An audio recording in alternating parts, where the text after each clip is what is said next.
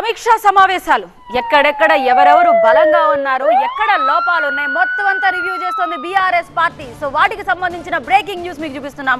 రెండో విడత సమీక్షలకు సిద్ధమైంది బీఆర్ఎస్. ఈసారి అసెంబ్లీ నియోజకవర్గాల వారీగా విస్తృత సమావేశాలు జరుగుతున్నాయి. ఇవాళ సిద్దిపేట, బోధ్, జూబ్లీహిల్స్, వనపర్తి, నల్గొండపై సమీక్ష చేయబోతున్నారు. నేతలు క్యాడర్ తో నేరుగా మాట్లాడబోతున్నారు కేటీఆర్ అండ్ హరీష్ రావు. పార్లమెంట్ ఎన్నికల్లో అనుసరించాల్సిన వ్యూహాలపైనే ప్రధానంగా చర్చ ఉంటుంది. ఫిబ్రవరి 10లోగా ఈ సమీక్షలన్నీ పూర్తి చేయాలని బీఆర్ఎస్ నిర్ణయం. ఇప్పటికే పార్లమెంట్ స్థానాల వారీగా సమీక్షలు పూర్తి చేశారు. 2019 ఎన్నికల్లో కారు సారు 16 నినాదంతో వెళ్లి 9 సీట్లు గెలుచుకున్నారు గులాబీ పార్టీ.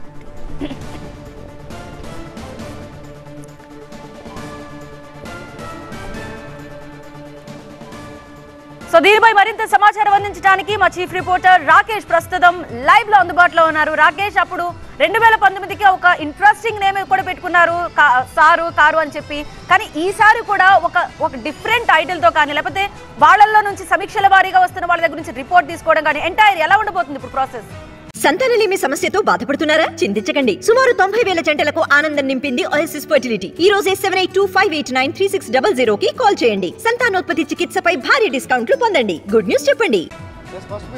తెలంగాణ దళం, తెలంగాణ బలం, తెలంగాణ గలం, ఈ కాన్సెప్ట్తో ఈ పార్లమెంట్కి వెళ్తున్నారు. అయితే ముందుగా ఎక్కడ గ్యాప్ లేకుండా, ఎన్నికల్లో ఓడిపోయినా ఎక్కడ కార్యకర్తలు నిరుత్సాహం రాకుండా, ఎక్కడ గ్యాప్ లేకుండా కంటిన్యూగా రివ్యూ మీటింగ్స్ కండక్ట్ చేస్తున్నారు. మొన్నటి వరకు 17 పార్లమెంటు నియోజకవర్గాల వారీగా ఒక్కొక్క రోజు ఒక్కొక్క పార్లమెంట్ సెగ్మెంట్ చొప్పున తెలంగాణ భవన్లో రివ్యూస్ పెట్టారు. ఇప్పుడు అసెంబ్లీ సెగ్మెంట్స్ వైజ్గా ఒక్కొక్క రోజు 3-4 అసెంబ్లీలో అక్కడే అసెంబ్లీ సెంటర్స్లోనే ప్రజెంట్ ఈరోజు జూబ్లీహిల్స్ ఉంది. జూబ్లీహిల్స్లో ఒక ఫంక్షన్ హాల్లో అసెంబ్లీకి సంబంధించినటువంటి రివ్యూ మీటింగ్ ఉంది. ఎక్కడైతే ఓడిపోయారు, ఎక్కడైతే గెలిచారు, గెలిచిన దగ్గర వచ్చినటువంటి మెజారిటీ ఏంది, మొత్తం పోల్ అయినటువంటి ఓట్లన్నీ, ఆ పోలింగ్ పర్సంటేజ్లో బీఆర్ఎస్కి వచ్చిన ఓట్లన్నీ, వేరే అదర్ పార్టీస్కి వచ్చిన ఓట్లన్నీ, ఏ వర్గాలను ఎవరిని మనం ఆకట్టుకోలేకపోయాం, ఎవరు పూర్తిగా బీఆర్ఎస్ వైపు ఉన్నారు.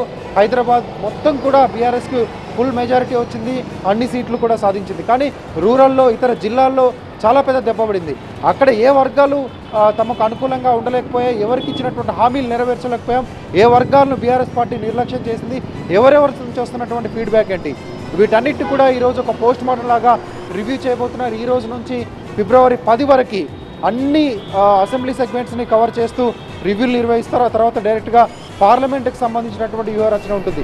ఈరోజు కూడా పార్లమెంట్కి సంబంధించినటువంటి ఎన్నికలు వస్తే ఏ పార్టీకి ఎన్ని ఓట్లు వచ్చే అవకాశం ఉంటుంది, బీఆర్ఎస్ ఏ రకంగా కష్టపడాలి, ఎవరికి ఏ హామీలు ఇవ్వాలి, ఏ వర్గాల్ని మచ్చిక చేసుకునేటువంటి ప్రయత్నం చేయాలి, వీటన్నిటిపైన కూడా ఈరోజు చర్చిస్తారు. దాంతోపాటు కార్యకర్తల్లో ఉన్నటువంటి అసహనాలు బయటపడుతున్నాయి. కార్యకర్తల్లో ఇన్ని రోజులుగా హైకమాండ్ కానీ లేకపోతే అధినాయకత్వానికి కొంత దూరంగా మమ్మల్ని ఉంచింది, మాకు యాక్సెసిబిలిటీ లేదు, వాళ్ళని కలవడానికి ఎక్కడ అవకాశం లభించలేదు, కేవలం ఎమ్మెల్యేనే హీరోలు, ఎమ్మెల్యేనే ఆ నియోజకవర్గాన్ని హీరో అంటూ ప్రొజెక్ట్ చేయడం ద్వారా కూడా కొంత కింది స్థాయి నాయకత్వం లేకపోతే ప్యారలల్గా ఉండేటువంటి లీడర్షిప్ పూర్తిగా నిరుత్సాహపడింది.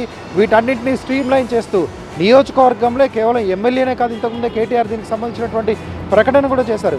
ఎమ్మెల్యే మాత్రమే కీ రోల్ కాదు, ఎమ్మెల్యేకి ప్యారలల్గా ఉండేటువంటి లీడర్షిప్ ఉంటుంది.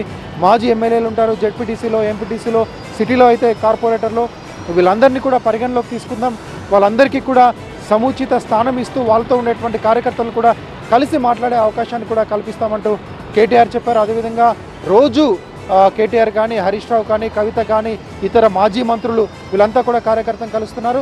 ఈ ఏదైతే అసెంబ్లీ సెగ్మెంట్ వైజ్గా నిర్వహించేటువంటి ఈ సమావేశాలకు కూడా వీలైన చోట్ల వర్కింగ్ ప్రెసిడెంట్ కేటీఆర్, హరీష్ రావు వెళ్తారు. మిగతా చోట్ల ఆ జిల్లాకు సంబంధించినటువంటి మాజీ మంత్రులు, ఆ జిల్లాకు సంబంధించిన ఎమ్మెల్సీలో లేకపోతే ఎక్కడైతే పార్టీ ఓడిపోయిందో ఆ స్థానాల్లో నియోజకవర్గ ఇన్ఛార్జితో పాటు అక్కడ స్థానికంగా ఉండేటువంటి ఎమ్మెల్సీలు, జెడ్పీ చైర్మన్లు వీళ్ళంతా కూడా పార్టిసిపేట్ చేస్తారు. అక్కడ ఉండేటువంటి కార్యకర్తలతో ఫీడ్బ్యాక్ కూడా తీసుకుంటారు.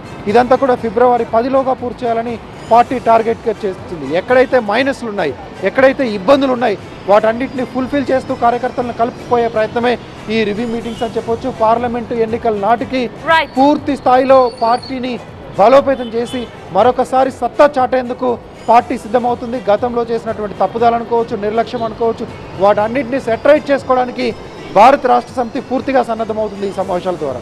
Thank you so much Rakesh. Details